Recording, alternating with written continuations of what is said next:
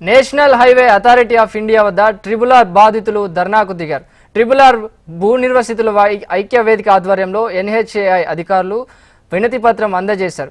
రేవంత్ సర్కార్ అన్యాయంగా రైతుల భూములను లాక్కుంటుందని భూ నిర్వాసితుల ఐక్య వేదిక కన్వీనర్ దయాకర్ రెడ్డి ఆరోపించారు.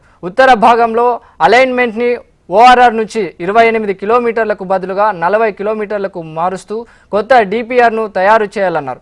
ఓఆర్ఆర్ నుంచి 25 కిలోమీటర్ల దూరంలోనే ట్రిబుల్ ఆర్ నిర్మిస్తే మున్సిపల్ ప్రాంతాలు హెచ్ఎండిఏ లేఅవుట్లు రెండు మూడు భాగాలుగా విడిపోతాయన్నారు. రాజకీయ నాయకుల సౌలభ్య కోసమే ట్రిబుల్ ఆర్ నిర్మాణం కానీ రైతుల కోసం కాదని విమర్శించారు.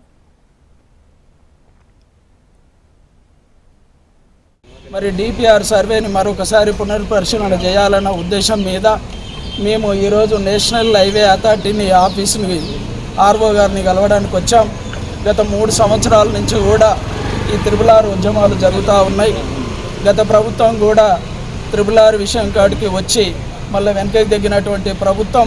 మరి ఈ మధ్య కాలంలో తెలంగాణలో కాంగ్రెస్ ప్రభుత్వం ఏర్పడే ముందు అనేకమైనటువంటి వాగ్దానాలు రైతులకు ఇచ్చారు. ట్రిబుల్ ఆర్ 60 కిలోమీటర్లకు తీసుకుపోవాలని మరి రోడ్డు భవనాల శాఖ మంత్రి అయినటువంటి వెంకరెడ్డి గారు భువనగిరి, గజ్వేలు, సంగారెడ్డి ప్రాంతంలో కూడా అనేకమైనటువంటి వాగ్దానాలు చేయడం జరిగింది. ఎందుకంటే ఈ అలైన్మెంట్ని 40 కిలోమీటర్లకు తీసుకుపోతాం, ఈ రైతులను ఆదుకుంటాం, మున్సిపాలిటీని 2గా విడదీస్తుంది కాబట్టి మేము అధికారంలోకి రాగానే ఈ అలైన్మెంట్ చేంజ్ చేస్తామని అనేకమైనటువంటి ప్రియాంక గాంధీ బహిరంగ సభలో కూడా భువనగిరిలో కూడా అనౌన్స్ చేయడం జరిగింది. వాళ్ళు మంత్రులైనాక కూడా మళ్ళీ పార్లమెంట్ ఎలక్షన్లలో కూడా వచ్చి మళ్ళీ కూడా గెలుపు కోసం అనేకమైనటువంటి వాగ్దానాలు చేసి ముఖం చాటేసినటువంటి పరిస్థితి ఉంది. మరి ఇచ్చినటువంటి హామీని అమలు చేయాలని కూడా మంత్రి వెంకరెడ్డి గారి తానికే కానీ కాంగ్రెస్ ప్రజాప్రతినిధులందరి తాని కూడా మేము పోవడం జరిగింది. వాళ్ళు ఎక్కడ కూడా స్పందించినటువంటి పరిస్థితి లేదు. మరి పోలీసులతోటి నిర్బంధంగా సర్వే చేసి భూములను తీసుకున్నటువంటి దుస్థితి వచ్చేసింది.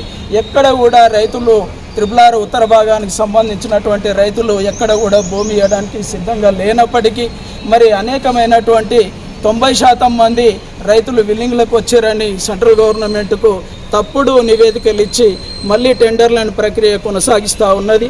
కాబట్టి ఎక్కడ కూడా ఏ ఒక్క రైతులు కూడా భూములు ఇచ్చినటువంటి పరిస్థితి లేదు.